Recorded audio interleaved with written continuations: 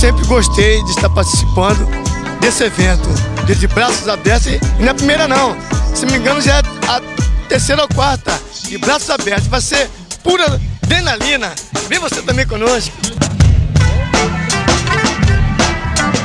Eu tenho orgulho de falar aqui hoje, com muita emoção, porque eu tenho 77 anos e ver uma pacificação dessa tão boa, tão bonita, e a gente hoje poder correr numa comunidade para mostrar para as crianças que viver é muito bom.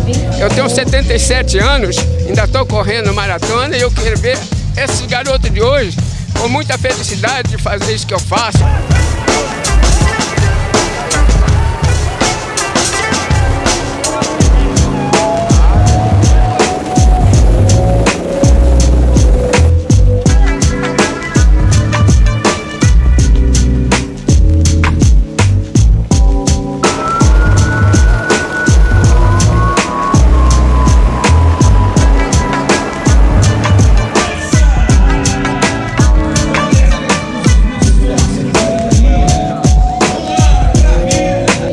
Eu quero agradecer ao trabalho aí dos governantes, estão fazendo um bom trabalho aí, colocando as UPPs na comunidade.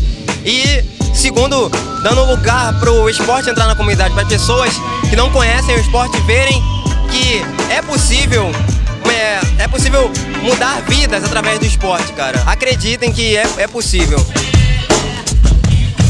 É através do esporte que muitos saem das drogas, né? Como eu saí. Hoje em dia eu sou um atleta de elite. E quero dizer que aqui está de parabéns. E aqui nós somos exemplo para a comunidade. Apesar que eu não sou daqui, mas dá para saber que o esporte, ele consegue tirar os jovens das drogas, consegue fazer um futuro melhor para nossas crianças. É disso aí que nós estamos precisando.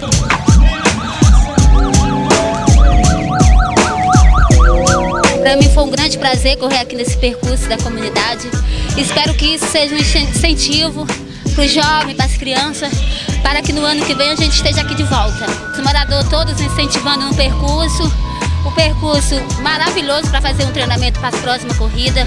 Agora eu tenho certeza que no meu treinamento eu vou pegar aquele percurso todo, que não vou ter mais aquela noção de medo. Eu acho que agora está bem seguro, muita segurança, muito apoio, e eu acho que vale a pena todos os moradores, não só essa corrida, mas eles continuarem um treinamento para ano que vem ter alguns moradores femininos no pódio.